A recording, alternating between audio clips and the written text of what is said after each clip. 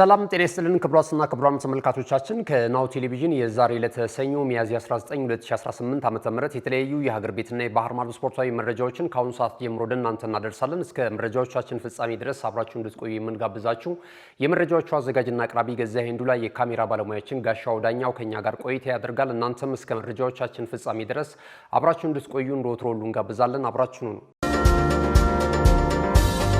ወደ ቀዳሚው የሀገር ቤት ስፖርታዊ መረጃችን ስናልፍ የኛውን ቀዳሚ እናደርጋለን። በሳምንቱ መጨረሻ ቀናት እንግዲህ ከሀገር ቤት እስከ ባህር ማዶ የተለያዩ የስፖርት ሁነቶች ተከውነዋል። በሀገር ቤት ከተከወኑ የስፖርታዊ ሁነቶች መካከል አንደኛው የሲቢ ኢትዮጵያ ፕሪሚየር ሊግ 20ኛ ሳምንት መርሃ ግብር ላይ መከናወን የነበረበት የ51ኛው የሸገር ደርቢ ፍልሚያ በኢትዮጵያ ቡናና በቅዱስ ጊዮርጊስ እግር ኳስ ክለብ መካከል በዚህ በመዲናችን አዲስ አበባ ስቴዲየም ተከናውኖ እንግዲህ በቡናማዎቹ 3-1 አሸናፊነት ተጠናቋል።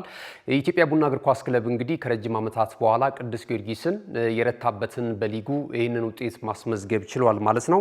ወደ 20 ሺህ ተመልካቾች ስቴዲየም ገብተው በታደሙትና እጅግ በጣም ጥሩ ድባብ በነበረው የሸገር ደርቢ ጨዋታ ላይ አስቀድመው ጎል ማስቆጠር የቻሉት ፈረሰኞቹ ነበሩ። ፍጹም ጥላሁን 24ኛው ደቂቃ ላይ ባስቆጠራት ግብ 1-0 በሆነ ውጤት ጨዋታውን ይመራ ነበረ። በኋላ ላይ እንግዲህ ወደ እረፍት ለማምራት በተቃረቡበት ሰዓት ላይ በተጨማሪ ሰዓት የመጀመሪያውን ግብ ኢትዮጵያ ቡናዎች በኦኪጁል አማካኙነት ጎል አስቆጥረው ወደ አቻ ውጤት መምጣት ችሏል። ከረፍት መልስም ቡናማዎቹ እጅጉን ተሻሽለው ነው የቀረቡት። 53ኛው ደቂቃ ላይ ቢኒያም ጌታቸው ጎል አስቆጥሮ ኢትዮጵያ ቡናን መሪ ያደረገች ግብ ከመረብ ማሳረፍ ችሏል ማለት ነው። 66ኛው ደቂቃ ላይ ሌላ ተጨማሪ ጎል ደግሞ ዘላለም አባተ ለኢትዮጵያ ቡና አስቆጥሮ እንግዲህ ጨዋታው 3-1 በሆነ ውጤት በኢትዮጵያ ቡና አሸናፊነት ተጠናቋል ማለት ነው። ኢትዮጵያ ቡና የትላንቱን ጨዋታ ድል ማድረጉን ተከትሎ እንግዲህ ነጥቡን ወደ 41 ከፍ ማድረግ ችሏል። ደረጃውንም እንደዚሁ ማሻሻል ችሏል። አሁን 7ኛ ደረጃ ላይ ይገኛል በ41 ነጥቦች። በትላንቱ የደርቢ ጨዋታ ሽንፈት ያስተናገደው ቅዱስ ጊዮርጊስ እግር ኳስ ክለብ ደግሞ 10ኛ ደረጃ ላይ ተቀምጧል በ35 ነጥቦች ማለት ነው። በቀጣይ በ29ኛ ሳምንት የኢትዮጵያ ፕሪሚየር ሊግ መርሃ ግብር ላይ ሐሙስ ኢትዮጵያ ቡና ከወልዋሎ አዲግራት ዩኒቨርሲቲ ጋር ጨዋታውን ያደርጋል። ቅዱስ ጊዮርጊስ እግር ኳስ ክለብ ደግሞ በዕለተ አርብ ከሊጉ መሪ ክለብ ሲዳማ ቡና ጋር ጨዋታቸውን የሚያከናውኑ ይሆናል። ትላንት እንግዲህ የነበረው በስቴዲየም የነበረው የስፖርታዊ ጨዋነት በሁለቱም ክለብ ደጋፊዎች ዘንድ እጅግ በጣም ደስ የሚል ነበረ። ጨዋታው ከተጠናቀቀም በኋላ በርከት ያሉ የኢትዮጵያ ቡና የቅዱስ ጊዮርጊስ እግር ኳስ ክለብ ደጋፊዎች በጥሩ ስሜት ጨዋታውን ተከታትለው ሲለያዩ እንደዚሁ ለመታዘብ ችለናል ማለት ነው። ጨዋታው ግን በጣም አዝናኝ ነበረ። በተለይ ደግሞ በዚህ የሸገር ደርቢ ጨዋታ ላይ ወደ መዲናችን አዲስ አበባ ከረጅም ጊዜ በኋላ ነው በእንዲህ አይነት ድባብ መከናወን የቻለው ማለት ነውና ሁለቱም ፕሬዝዳንቶቻቸውን የክለቡን ፕሬዝዳንት አሰናብተው ነው እንደሚታወቀው የመጀመሪያውን የሸገር ደርቢ ጨዋታ ያከናወኑት። በኢትዮጵያ ቡና እግር ኳስ ክለብ ያለፉትን ወደ 43 ዓመታት በክለብ ፕሬዝዳንትነት ቆይታ ያደረጉት መቶ አለቃ ፍቃደ ማሞ እንደዚሁ ከክለቡ ጋር መለያየታቸው በታወጀበት ዓመት ነው ይህን የሸገር ደርቢ ጨዋታ ማከናወን የቻሉት። ከዛ ባለፈ ደግሞ ፈረሰኞቹ ቅዱስ ጊዮርጊስ እግር ኳስ ክለቦችም ለረጅም ዓመታት ክለቡን በፕሬዝዳንትነት ሲያስተዳድሩ የነበሩት አቶ አብነት ገብረ መስቀልም በተመሳሳይ ከክለቡ ጋር ከተለያዩ በኋላ ነው እንግዲህ እነዚህ ለክለቡ ትልልቅ ውለታን የሰሩ ናቸው። በቀጣይም እንግዲህ ክለቡን በመከታተልና ልምድን በማጋራት ለአዳዲስ መጪዎቹ የክለቦቹ ፕሬዝዳንት ጥሩ ነገር ይሰራሉ ተብሎ ይገመታል ማለት ነው። ፈረሰኞቹ በተለይ እንግዲህ ጥሩ ቁመና ላይ የመጡበትን እንቅስቃሴ ማድረግ ችለዋል። ከሜዳ ውጪ ያለው ጉዳይ ከፋይናንስ ጋር ተያይዞ ተቀርፎላቸዋል። አሁን ላይ እንግዲህ የቅዱስ ጊዮርጊስ እግር ኳስ ክለብ ወደ ቀድሞ አንድነቱ ወደ ቀድሞ ታላቅነቱ መምጣት የሚችልበትን ትራክ የያዘ ይመስላል። ያው በዚህ በሸገር ደርቢ ጨዋታ ቢሸነፍም ነገር ግን ደግሞ ያለው አካሄድ እየሰመረለት ጥሩ መስመር እያዘላቸው ይመስላል። ከሰሞኑ እንደሰማ ነው እንግዲህ አቶ ጀማል ለተጨማሪ እንደዚሁ የቢጂአይ ወይም ደግሞ የሚድሮክ ኢትዮጵያ ዋና ስራ አስፈጻሚ አቶ ጀማል 26 ሚሊዮን ብር ተጨማሪ ለቅዱስ ጊዮርጊስ እግር ኳስ ክለብ ሰጥቷል። በቀጥታ እንግዲህ ከቀድሞ የቅዱስ ጊዮርጊስ እግር ኳስ ክለብ በተለይ ለዜጎች ተጫዋቾች ጋር ክስ በተያያዘ ወራዊ ደሞዝ አልተከፈለም በሚል ክስ ላይ እንዳሉ ይታወቃልና የተወሰነላቸው ተጫዋቾችም አሉ። ለነዚህ ተጫዋቾች ክፍያ ይውላል ተብሏል ይሄ ገንዘብ። ከዛ በፊት ደግሞ ሚድሮክ ኢትዮጵያ ወደ 50 ሚሊዮን ሚሊዮን ብር መስጠቱም የሚታወስ ነውና በጥቅሉ እንግዲህ ቅዱስ ጊዮርጊስ እግር ኳስ ክለብ ከሜዳ ውጪ ያሉ ጉዳዮች በጣም በጥሩ ሁኔታ እየሄደለት ይገኛል። እንግዲህ ሜዳ ላይም ያለፉትን 4 ጨዋታዎች አልተሸነፉም ነበር እንደምናስታውሰው ማለት ነው። ኢትዮጵያ ቡናም በተከታታይ ጨዋታዎች ላይ ያቻ ውጤት ቢበዛበትም ነገር ግን ያለፉትን 8 ጨዋታዎች በጥሩ ሁኔታ መምጣት የቻሉበትን ሂደት ተመልክተናል። በአሰልጣኝ ሳምሶን አየለ ስር ሆኖ ማለት ነው። ቡናማዎቹ የሸገር ደርቢን ደግሞ ማሸነፋቸው የበለጠ ተነሳሽነት ሊያጎናጽፋቸው እንደሚችል ግልጽ ነው። ትላንት ግን ዋናው ፍሬው የዜናችን ሁኔታ የሚያጠነጥነው ሸገር ደርቢ 51ኛው የሸገር ደርቢ ፍልሚያ በጥሩ ስነ ምግባር በጥሩ አካሄድ ስለመፈጸሙ ነው እንግዲህ የታዘብነው ማለት ነው። ወደ ሌላኛው የሀገር ቤት ስፖርታዊ መረጃችን እንለፍ። በእርግጥ በባህር ማዶ በለንደን የተከናወነ ነው። የለንደን ማራቶን ሲከናወን እንግዲህ አዳዲስ ታሪኮች ተጽፈውበታል። ኢትዮጵያን አትሌቶች ደምቀው የዋሉበት የአትሌቲክስ መድረክ ነበረ ማለት ይቻላል። በሴቶች እንግዲህ የኢትዮጵያዊቷ የጥንካሬ ተምሳሌት በመባል በአትሌቲክስ ቤተሰቡና በመላው ኢትዮጵያን ዘንድ የምትደነቀው አትሌት ትዕግስት አሰፋ 2:15:41 በመግባት በቀዳሚነት እንደዚሁ ውድድሯን ማሸነፍ ችላለች። በተከታታይ በለንደን ማራቶን ያሸነፈች ኢትዮጵያዊትም ሆናለች ማለት ነውና ኬንያዊቹን አትሌቶች አስከትላ ነው የገባችው። አትሌት ትዕግስት አሰፋ ኤለን ኦቢሪ ያለች በትራክ ውድድር የምትታወቀው ይቺ አትሌት ሁለተኛ ደረጃን ይዛ አጠናቃለች። 2:15:53 ፈጅቶባታል። ከዛ ባለፈ ደግሞ ጆይንሊን ጄብኮስኪ 2:15:55 በመግባት ሶስተኛ ደረጃን ይዛ አጠናቃለች። እነዚህ ሁለት ኬንያውያን አትሌቶች ናቸው እንግዲህ ኢትዮጵያዊቷን አትሌት ትዕግስት አሰፋን ተከትለው የገቡት ማለት ነው። እንግዲህ ኢትዮጵያዊቷ አትሌት በዚህ የውድድር መድረክ ላይ ጥሩ ሪከርድን እየጻፈች ነው የምትገኘው። የራሷንም የሰዓት ሁኔታ ያሻሻለችበትን ሂደት ተመልክተናል ማለት ነው። በወንዶች እንደዚሁ ከፍተኛ ፍክክር የታየበት ነበረ ማለት ይቻላል። ከ2 ሰዓት በታች የማራቶን ውድድር በታሪኩ ሰዓት የተመዘገበበትም ነበረ።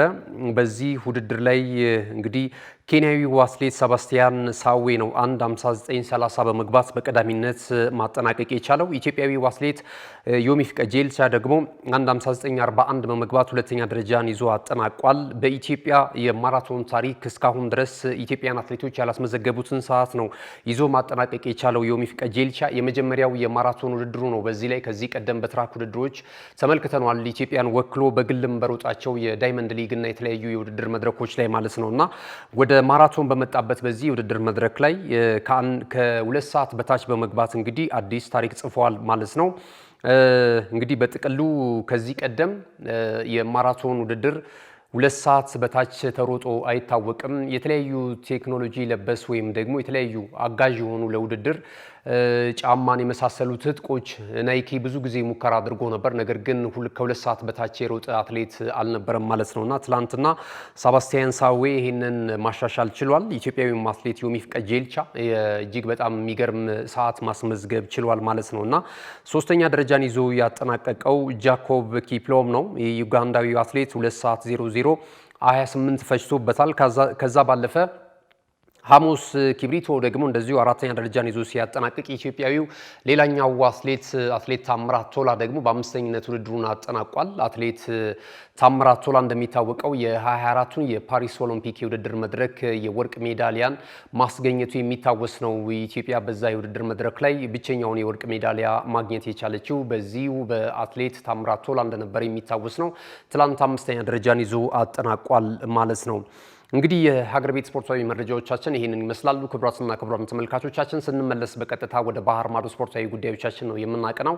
ናሁ ቴሌቪዥን ምርጫችሁ አድርጋችሁ ናሁ ስፖርትን እየተከታተላችሁ ስላላችሁ እጅግ በጣም እናመሰግናለን። መልእክቶች ይኖሩናል፣ እነሱን ተከታትለን እንመለስ። ካሽጎ በየትኛውም ዓለም ሆነው በማንኛውም ሰዓት ለወገኑ የሚደርሱበት ፈጣን የገንዘብ መላኪያ ተከፈተሎ።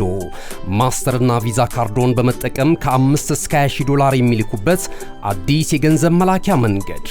ካሽጎን ለየት የሚያደርገው የትኛውም የገንዘብ ዝውውር በፍጥነት አገልግሎት ከመስጠቱም ባሻገር ለማንኛውም አገልግሎት ምንም አይነት ክፍያ አለመጠየቁ ነው።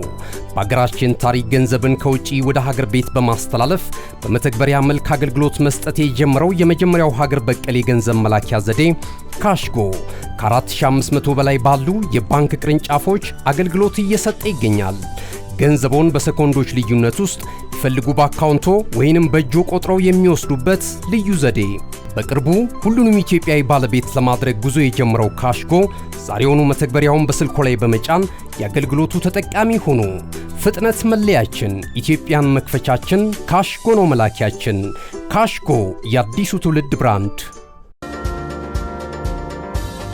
ተመልሰናል። ክቡራትና ክቡራን ተመልካቾቻችን ይህ ናሁ ቴሌቪዥን ነው። ናሁ ስፖርት ለተሰኙ አጫጭር ስፖርታዊ መረጃዎች ወደ እናንተ እየደረሱ ይገኛሉ። ከመልእክቶች አስቀድመን የሀገር ቤት ስፖርታዊ መረጃዎችን ወደ እናንተ አድርሰናል። ከዚህ ሰዓት ጀምረን ደግሞ የባህር ማዶ ስፖርታዊ መረጃዎችን ወደ እናንተ የምናደርሰው በሳምንቱ መጨረሻ ቀናት የተለያዩ እውነቶች በባህር ማዶም እንደዚሁ ተከናውኗል ማለት ነው። የእንግሊዝ ፕሪሚየር ሊግ የ34ኛ ሳምንት መርሃ ግብር ቀጣይ ጨዋታዎች ቅዳሜና እሁድም ቀጥለው ተከናውነዋል። ዛሬ ምሽት ደግሞ አንድ ተጠባቂ መርሃ ግብሩ ጨዋታ ይከናወናል። በኦልድ ትራፎርድ ስቴዲየም በፍጹም መሻሻል ላይ የሚገኘው የአሰልጣኝ ማይክል ካሪኩ ቡድን ማንቸስተር ዩናይትድ እንግዲህ በሜዳው ብሬንትፎርድ ሲቲን የሚያስተናግድበት ጨዋታ ይጠበቃል ማለት ነው። ከዚህ አስቀድመን ግን በሳምንቱ መጨረሻ ቀናት በእግር ኳሱ ቤተሰቦች ዘንድ ተጠብቀው የነበሩና የተመዘገቡ ውጤቶች ከዛም ከጨዋታው መጠናቀቅ በኋላ የተነሱ ጉዳዮችን ደግሞ መረጃዎች ወደ እናንተ እናደርሳለን ማለት ነው። እንግዲህ ሊቨርፑልም ተጋጣሚውን ማሸነፍ ችሏል። በሳምንቱ መጨረሻ ቀናት ከክሪስታል ፓላስ ጋር በአንፊልድ ሮድ ያደረገውን ጨዋታ 3-1 በሆነ ውጤት ማሸነፍ ችሏል ማለት ነው። በዚህ ጨዋታ ላይ ወሳኝ ተጫዋቻቸው ጉዳት አስተናግዷል። ምናልባትም እስከ ውድድር ዓመቱ መጨረሻ ድረስ እንደዚሁ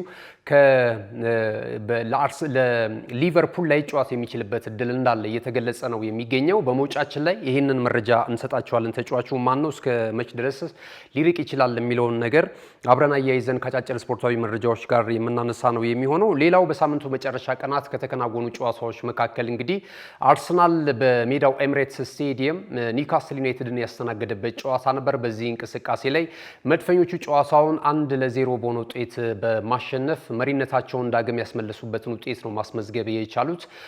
እንግዲህ ለሁለት ቀናት ያህል የሊጉን የመሪነት መንበር በተከታያቸው ማንቸስተር ሲቲ ተነጥቀው ነበረ። በሶስተኛው ስቴፕ ክለቦችን ወይም ደግሞ ቡድኖችን በሚለይበት የአሰራር ሂደት ማለት ነው በነጥብ እኩል ሆነው 77 ከዛም ባለፈ ደግሞ በጎል ክፍያም 37 ንጹህ የግብ ክፍያ ይዘው በአጠቃላይ ግን በሊጉ ያስቆጠሯቸው ግቦች ሲነጻጸሩ እንደዚሁ 66 ግብ ማስቆጠር የቻለው ማንቸስተር ሲቲ በመሆኑ እንደዚሁም 63 ጎሎች ደግሞ ማስቆጠር የቻለው አርሰናል በመሆኑ በዚህ ሁኔታ እንግዲህ ሲቲ ከ210 ቀናት በኋላ የሊጉን የደረጃ ሰንጠረዥ መሪነት ተረክቦ እንደነበረ የሚታወስ ነውና ከሁለት ቀናት በኋላ እንግዲህ መድፈኞቹ ኒውካስል ዩናይትድን በማሸነፍ ነጥባቸውን ወደ 73 ከፍ በማድረግ ይህንን የመሪነት መንበር ዳግም መጨበጥ የቻሉበትን ውጤት ነው ማስመዝገብ የቻሉት። በጨዋታው እንቅስቃሴ ላይ አርሰናል የተለያዩ የግብ ማግባት እድሎችን የፈጠረበት ነበር ማለት ይቻላል።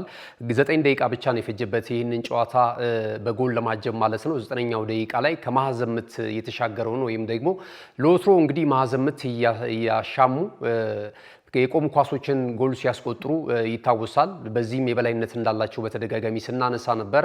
የአርሰናልም በዘንድሮ ዓመት ትልቁ ጥንካሬው የማዕዘን ምትና የቆሙ ኳሶችን ማስቆጠሩ ነው የሚል እንደ አንድ ጥንካሬ መንገድ ሲነሳላቸው እንደነበር ይታወሳል። እንግዲህ የማዕዘን ምት የአመታታቸውንም ሁኔታ የቀየሩበትን ሂደት ነው የተመለከትነው። የመቀባበል ሁኔታዎችን አስመልክተውናል። በዚህም ሂደት ነው ጎሉ የተቆጠረው ማለት ነውና ኤቤሬቺ ኤዜ ጎሏ ባለቤት ሆኗል 9ኛ ደቂቃ ላይ መድፈኞቹ ያስቆጠሩትን ጎል ማለት ነው። በጣም በግሩም ሁኔታ ከፍጹም ቅጣት ምት ውጪ ነው ኳሱን እንግዲህ መረብ ላይ ማሳረፍ የቻለው ማለት ነው። ሌላም ጎል ሳንመለከት ጨዋታው 1-0 በሆነ ውጤት ተጠናቋል ማለት ነው። አርሰናሎች እንግዲህ ከተከታታይ ሽንፈት በኋላ ወደ አሸናፊነት በሊጉ የመጡበትን ውጤት ነው ማስመዝገብ የቻሉት። በማንቸስተር ሲቲ እና በበርንማውስ እንደዚሁ ሽንፈት አስተናግደው ነበረ በሊጉ። እንግዲህ ከዚህ አይነት የውጤት ቀውስ ውስጥ ወጥተው የመሪነቱን መንበር ለጊዜው ቢሆን መረከብ የቻሉበት እድል ማግኘት ችሏል ማለት ነው። በጨዋታው እንቅስቃሴ በአርሰናል በኩል የተለያዩ ተጫዋቾች ጉዳት አስተናግዷል። የፊት መስመር አጥቂው ካይ ሃቨርትዝ እንደዚሁ ጉዳት አስተናግዶ ወጥቷል። በመውጫችን ድረገጾቻችን ላይ ከዚህ ተጫዋች ጉዳት ጋር በተያያዘም አንዳንድ መረጃዎች እየወጡ ስላሉ እነዚህ መረጃዎች እንነግራቸዋለን። ከዛ ባለፈ ጎል አስቆጣሪው ኤቤሬቺ ኤዜም በተመሳሳይ ጉዳት አስተናግዶ ከሜዳ ለመውጣት ተገዷል ማለት ነውና በአጠቃላይ ግን አርሰናል በጨዋታው ሂደት ላይ ከተሸናፊነት አጎበር ተላቆ እንግዲህ ወደ አሸናፊነት መምጣቱ ምናልባት በቀሩት የፕሪሚየር ሊጉ ጨዋታዎች ላይ የክለቡ ደጋፊዎች ትልቅ ተስፋን እንዲሰንቁ ያስቻለ ነጥብ ነው ማለት ይቻላል።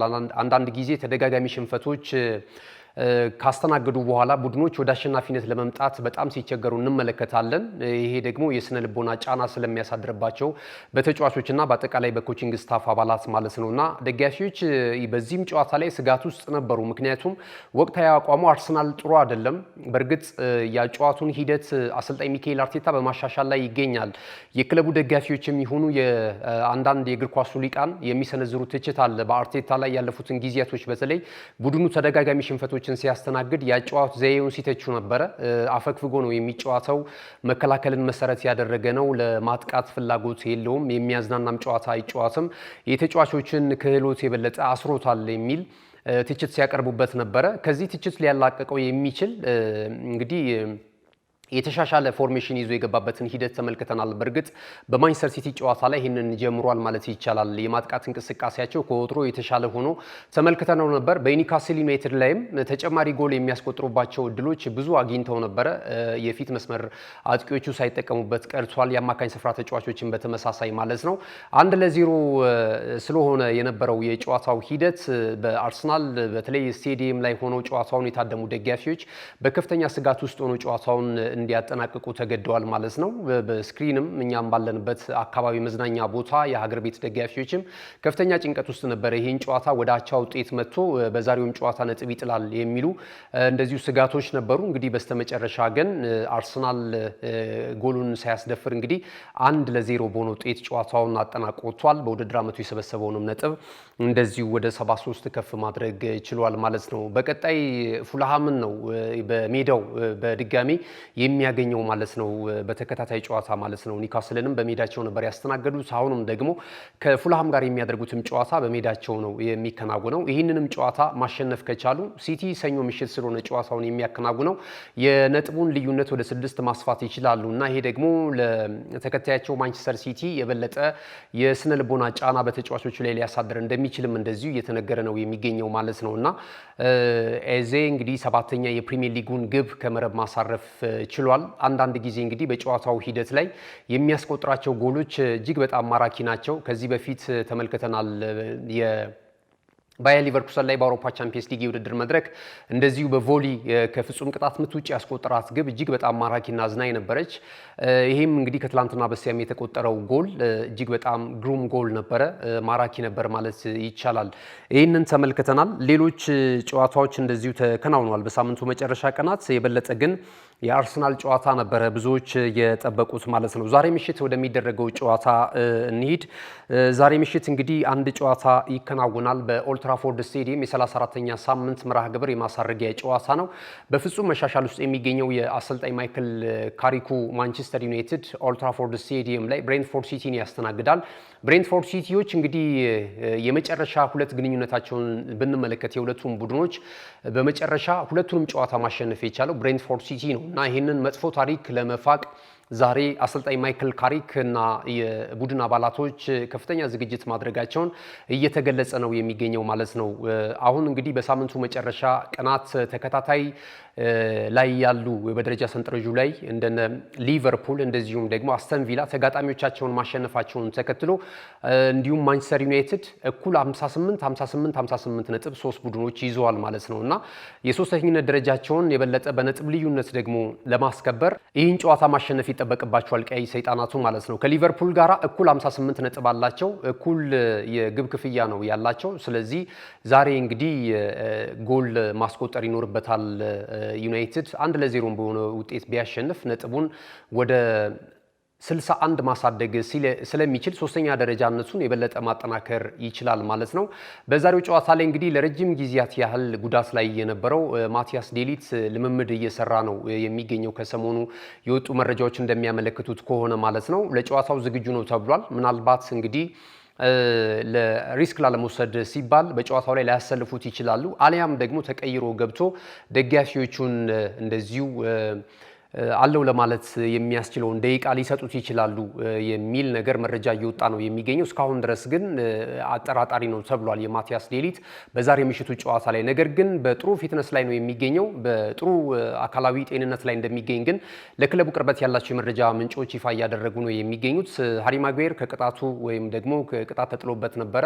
ከዛ ቅጣት እንግዲህ ተመልሶ ለዛሬ ጨዋታውን እንደሚያከናውን እየተገለጸ ነው የሚገኘው ማለት ነውና ቀይ ሰይጣናቱ በጥሩ መንፈስ ላይ ሆነው የዛሬ ምሽቱን ጨዋታ ያከናውናሉ። በተለይ ደግሞ የአሲስቱን ሪከርድ ለመስበር ፖርቹጋላዊ ኢንተርናሽናል እንደዚሁ ብሩኖ ወደ ሜዳ ይገባል ተብሎ ነው የሚጠበቀው። በዘንድሮ ዓመት በእንግሊዝ ፕሪሚየር ሊግ ከተመለከትናቸው ድንቅ የአማካኝ ስፍራ ተጫዋቾች አንደኛው ነው ማለት ይቻላል። ያለፉትንም ዓመታቶች በእርግጥ ይሄ ተጫዋች ማንቸስተር ዩናይትድ እንደ ቡድን ውጤታማ ባይሆንም በግሉ የሚያደርገው ጥረት ግን ብዙ ትልልቅ ክለቦች እንዲያጩትና እንደዚሁ ክሬዲት እንዲሰጡት እንዲያደንቁት እየሆነ ነው የሚገኘው። ዘንድሮ ደግሞ የተያያዘው ቁጥራዊ መረጃ እጅግ በጣም የሚገርም ነው። የአማካኝ ስፍራውን እንዴት አድርጎ አደራጅቶ ኳስ ለአጥቂዎች አሾልኮ የሚሰጥበት መንገድ ከአጥቂዎቹ ጋር ያለው ግንኙነት በጣም ድንቅ ነውና እያስመዘገበ ያለው ውጤትም ዩናይትዶች ይህንን ተጫዋች ለረጅም ጊዜ ለማቆየት ፍላጎት እንዲያሳዩ እያደረጋቸው ነው የሚገኘውና ብሩኖ ፈርናንዴዝ ዛሬ ምሽትም የጨዋታው ልዩነት ፈጣሪ ሊሆኑ ይችላሉ ተብለው ከሚጠበቁ የሁለቱ ቡድን ተጫዋቾች መካከል አንደኛው ሆኗል ማለት ነው። በብሬንትፎርድ ሲቲ በኩል የኢጎር ቲያጎ የተባለ የፊት መስመር አጥቂ አለ። ይህ ብራዚላዊ ኢንተርናሽናል 25 ዓመቱ ላይ ነው የሚገኘው። በዘንድሮ ዓመት እንግዲህ በእንግሊዝ ፕሪሚየር ሊግ በኤርሊንግ ብራውት ሃላንድ ብቻ ነው የከፍተኛ ጎል አስቆጣሪነቱን ትራክ እየተመራበት የሚገኘው ሁለተኛ ደረጃ ላይ ነው የሚገኘውና ዛሬም እንግዲህ በብሬንትፎርድ ሲቲ በኩል ደግሞ ልዩነት ፈጣሪ ሊሆኑ ይችላሉ ከሚባሉ ተጫዋቾች መካከል አንደኛው ሆኗል ማለት ነው። ዳንጎ ኦታራ አለ። ይህ ቡርኪና ፋሶም ተጫዋች እጅግ በጣም ድንቅ ነው። ከዚህ በፊት እንግዲህ ለበርንማውዝ እግር ኳስ ክለብ ሲጫወት እናውቀዋለን። ዘንድሮ ደግሞ በዚህ በብሬንትፎርድ ሲቲ በኩል ጥሩ አስተዋጽኦ እያበረከተ የሚገኝ ተጫዋች ነውና የሁለቱ ተጫዋቾች ጥምረት የበለጠ ለማንቸስተር ዩናይትዶች ትልቅ ፈተና ሊሆንባቸው እንደሚችል እየተነገረ ነው የሚገኘው ማለት ነውና እንግዲህ በጥቅሉ አርሰናል 73 ነጥቦችን ይዞ በቀዳሚነት የሊጉን የደረጃ ሰንጠረዥ እየመራ ይገኛል። 70 ነጥቦች ያሉት እንደዚሁ ማንቸስተር ሲቲ ሁለተኛ ደረጃ ላይ ተቀምጧል። ማንቸስተር ዩናይትድ ከዛሬው ጨዋታ አስቀድሞ እንደዚሁ ሶስተኛ ደረጃ ላይ ነው የሚገኘው 58 ነጥብ ይዟል። ተመሳሳይ 58 ነጥብ ያላቸው ሊቨርፑል እና እንደዚሁ አስተን ቪላ ደግሞ አምስተኛና ስድስተኛ ደረጃ ላይ የተቀመጡበትን ሂደት እየተመለከትን እንገኛለን ማለት ነው። እንግሊዝ ፕሪሚየር ሊግ ይሄንን ይመስላል። ኤርሊንግ ብራውት ሃላንድ የከፍተኛ ጎል አስቆጣሪነቱን ትራክ በቀዳሚነት እየመራ ነው የሚገኘው። ከዛ ባለፈ ደግሞ ኢጎር ቲያጎ ደግሞ ከብሬንትፎርድ ሲቲ ሁለተኛ ሆኖ እየተመለከት ነው እንገኛለን ማለት ነው። ወደ ሌላኛው መረጃችን ስናልፍ በሳምንቱ መጨረሻ ቀናት ከእንግሊዝ ፕሪሚየር ሊግ ጨዋታዎች ጎን ለጎን ደግሞ እንደዚሁ የአንጋፋው የውድድር መድረክ የኤፍኤ ካፕ እንደዚሁ የግማሽ ፍጻሜ ጨዋታዎች ተከናውነዋል። ማንቸስተር ሲቲ እና ቼልሲ ለፍጻሜ ማለፋቸውን አረጋግጠዋል፣ ተጋጣሚዎቻቸውን በማሸነፍ ማለት ነው። ማንቸስተር ሲቲ ከቅዱሳኖቹ ሳውዛምፕተን ጋር ነበር ጨዋታውን ያከናወነው። አስቀድሞ ጎል ማስቆጠር የቻሉ ሳውዛምፕተኖች ነበሩ። ከዛ በኋላ ግን የአሰልጣኝ ፔፕ ጋርዲዮላው ቡድን እንግዲህ በጣም ጠንክሮ አይሎ በጨዋታው ላይ ሁለት ግቦችን ከመረብ በማሳረፍ 2-1 በሆነ ውጤት አሸንፏል ማለት ነው። እንደዚሁ ወደ ፍጻሜው ማለፍ የቻለበትን ውጤት ማስመዝገብ ችሏል። በቀጣይ እንግዲህ ከቼልሲ ጋር የፍጻሜ ጨዋታውን የሚያከናውን ነው የሚሆነው። ቼልሲ በበኩሉ እንደዚሁ ከሊድስ ዩናይትድ ጋር ነበር ጨዋታውን ያደረገው። ኤንዞ ፈርናንዴዝ ብቸኛዋን ግብ ከመረብ በማሳረፍ 1-0 በሆነ ውጤት እንደዚሁ ሰማያዎቹ ማሸነፍ ችለዋል ማለት ነው እና በቀጣይ በዌምብሌይ ስቴዲየም በሚከናወነው የእንግሊዝ ኤፍኤ ካፕ የውድድር መድረክ የፍጻሜ ጨዋታ ላይ ሁለቱን የፕሪሚየር ሊግ ተሳታፊ ክለቦች ቼልሲን ከማንቸስተር ሲቲ ጋር የሚያገናኘው የፍጻሜ ጨዋታ ይጠበቃል ማለት ነው። አጫጭር ስፖርታዊ መረጃዎችን ይዘን እንመለሳለን። ክቡራትና ክቡራን ተመልካቾቻችን አሁንም እስከ መረጃዎቻችን ፍጻሜ ድረስ አብራችሁን እንድትቆዩ እንጋብዛለን። እነሆ የምስራች! የ10 አየር መንገድ የበረራ ትኬት ለውድ ደንበኞቹ በተቀላጠፈና አስተማማኝ በሆነ መንገድ እያቀረበ ያለው። በዚህም በደንበኞቹ የተመሰገነው ጉዞጎ አሁን ደግሞ ተደራሽነቱን በማስፋት ተጨማሪ ባንኮችን በማካተት ለውድ ደንበኞቹ የበለጠ አስተማማኝ ለመሆን ችሏል። የጉዞጎን አፕሊኬሽን ከአፕ ስቶር ወይም ከፕላይ ስቶር በማውረድ የመነሻና የመድረሻ ከተማዎትን መርጠው ዋጋ አወዳድረው የሀገር ውስጥም ሆነ ዓለም አቀፍ በረራ ማድረግ ካሰቡ የበረራ ትኬቶን ክፍያ በአቅራቢያው በሚገኙ ባንኮች አንድም በአካል በመሄድ ወይም በኦንላይን የክፍያ አማራጮች ክፍያዎትን በመፈጸም የበረራ ትኬቶን በእጅ ያስገቡ። ከዚህም በተጨማሪ እንደ ሁል ጊዜው ወደ ጉዞጎ የጥሪ ማዕከላችን 7473 በመደወል ከሙሉ የበረራ መረጃ ጋር የ24 ሰዓት የትኬት አገልግሎት ማግኘት እንደሚችሉ ስናበስሮ በታላቅ ደስታ ነው። ለበረራዎ ጉዞጎ።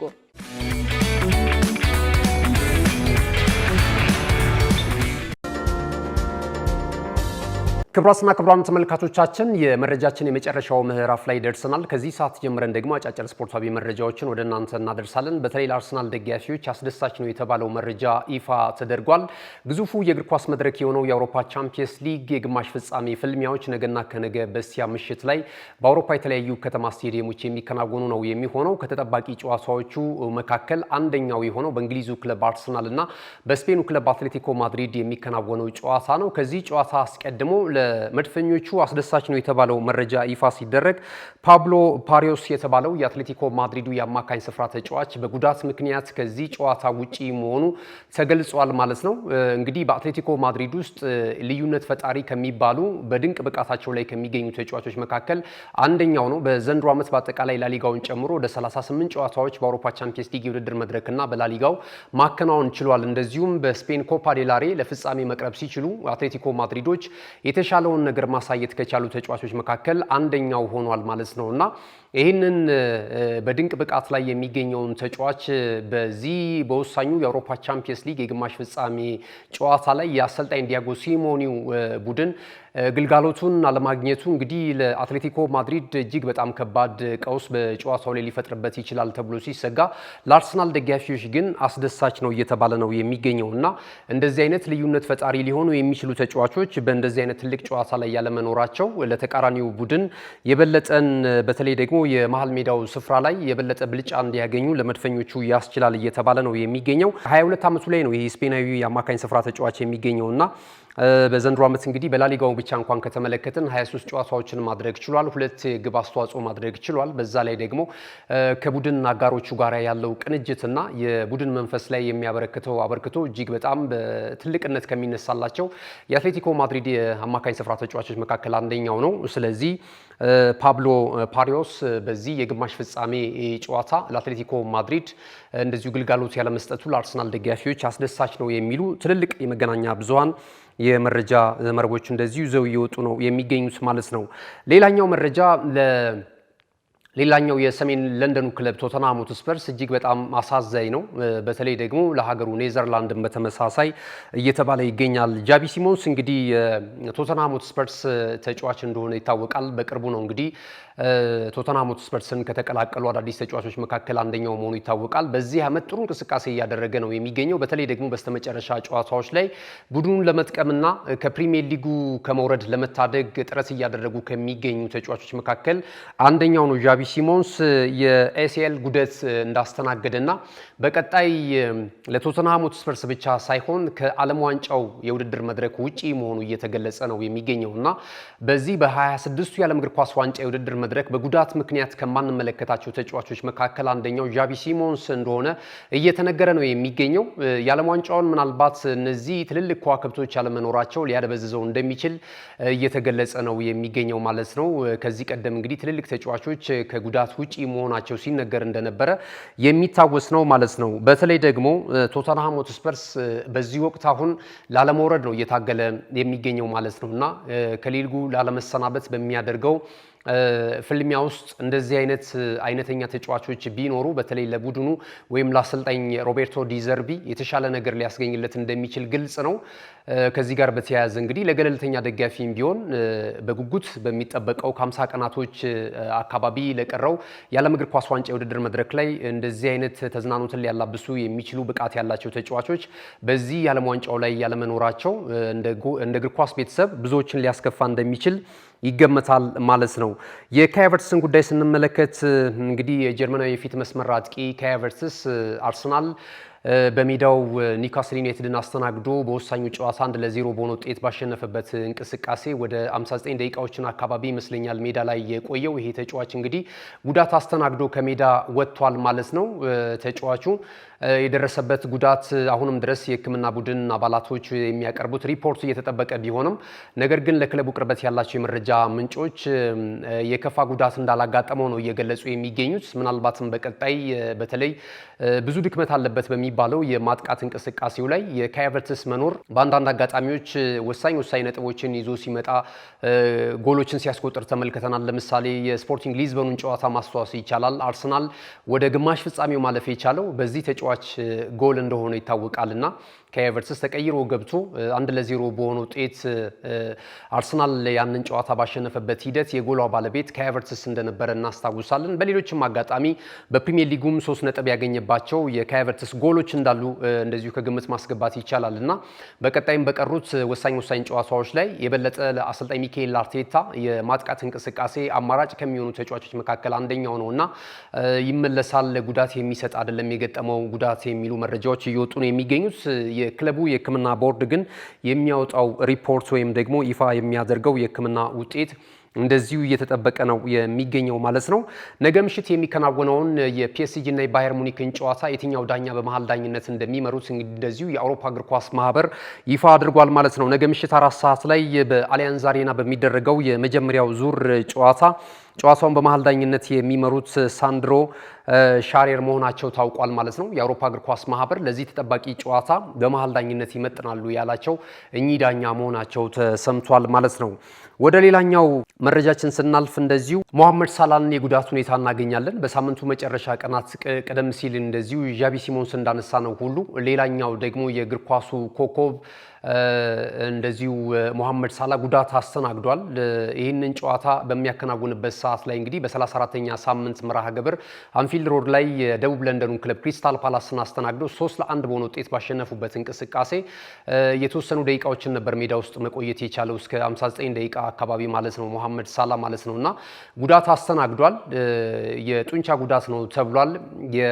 በተለይ ደግሞ የግብጽ ብሔራዊ ቡድን ምክትል አሰልጣኝ የሆኑ ኢብራሂም ሐሰን የሞሐመድ ሳላህን የጉዳት መጠን በተመለከተ ሀሳባቸውን ገልጿል። በቀጣይ ለሊቨርፑል ጨዋታዎችን የሚያደርግበት መንገድ እጅግ በጣም ጠባብ ነው። ለዓለም እግር ኳስ ዋንጫው የውድድር መድረክ ግን ይደርሳል ብለን ተስፋ እናደርጋለን ብሏል። እንግዲህ ሞሐመድ ሳላህ በዚህ የውድድር መድረክ ላይ የመጨረሻቸው የዓለም ዋንጫ ሊሆኑ ይችላሉ ተብለው ከተገመቱ ተጫዋቾች መካከል አንደኛው ሞሐመድ ሳላህ ነው እና ብዙዎች ይጠብቁታል። የግብጽ ብሔራዊ ቡድን ማሊያ አድርጎ በዓለም ዋንጫ እንመለከተዋለን ብለን ተስፋ እናደርጋለን። ሌላኛው የመጨረሻው መረጃችን የሚሆነው የአርሰናል መረጃ ነው። አርሰናል እንግዲህ ወደ መሪነቱ ተመልሷል ከ2 ቀናቶች በኋላ ማለት ነው። ይህንንም ተከትሎ አሁን ላይ የተለያዩ የቀድሞ የክለቡ ተጫዋቾች እንደዚሁም ገለልተኛ በፕሪሚየር ሊግ ላይ የተጫወቱ ትልልቅ ተጫዋቾች ሀሳብ አስተያየታቸውን እየገለጹ ነው የሚገኙት። በተለይ ደግሞ የሻምፒዮናነቱን ሁኔታ ማን በአሸናፊነት ማን በሻምፒዮናነት ሊያጠናቅቅ ይችላል፣ ማንቸስተር ሲቲ ወይስ አርሰናል የሚሉትን ቅድመ ግምታቸውን እስከ ምክንያቱ እያቀረቡ ነው የሚገኙት።